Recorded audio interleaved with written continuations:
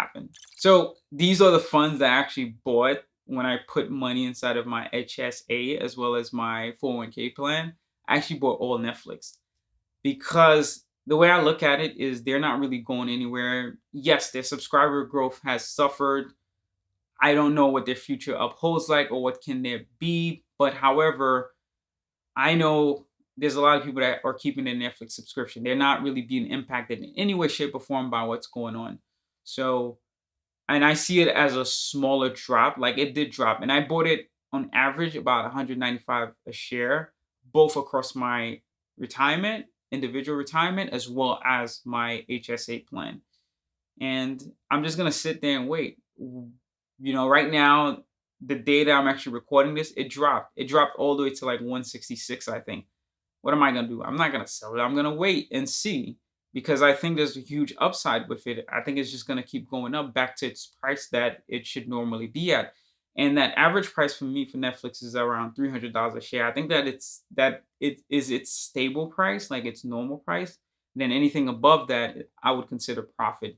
That is just based upon my own analysis of how it's been performing and how much like cash it has, how much revenue has been bringing in. I think around the price of $300 a share is like their average. And if they're doing good, it should definitely be higher, much higher than that. So these are my list of stocks that I have. I bought TDoc, I bought eHealth, I also bought a little bit of Coinbase while it kept on dropping and dropping. And I also bought Rivian. All these, I believe in the longevity of them. I believe they are great to have for the future. They're all like developing. As you can see, I'm tech heavy, whether it's in healthcare or Rivian, which is more in the car space, the automotive space. They're all like have a huge upside to them at the prices that they are now. And that's why I invested more into those. I actually have those funds already and I'm down by a lot, but I bought more now because it's at a much discount. And I'm just playing the patience game and just waiting. Well, at least at the day that I'm recording this video is Kathy Wood. She bought $3 million worth of Coinbase. I know there's a lot of speculations, news going around Coinbase right now. They even said something about the bankruptcy that they might try to take your crypto, all this stuff, but I'm not panicking against that. I think if that was to happen, that investors would actually step in and find a way to make that happen. There's a lot of laws too that they would have to go through before they actually even get there.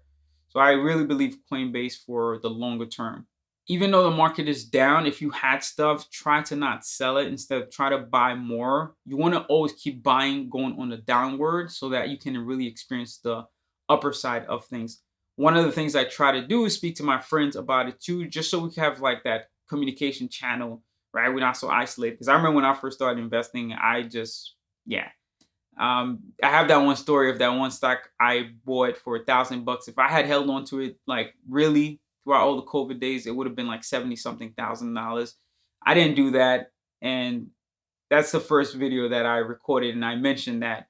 But you definitely don't want to sell. Like it doesn't make sense to really do it. If you keep like buying averaging down, yes, not everything is going to be a winner, but however, if you're putting that strategy and implementing it, like you're bound to succeed. Every investor, every rich person will tell you that not everything that they have or invested in were a complete success. So it's okay. So don't be afraid. Buy things that you're comfortable with, you're knowledgeable of, and industries that you have interest in.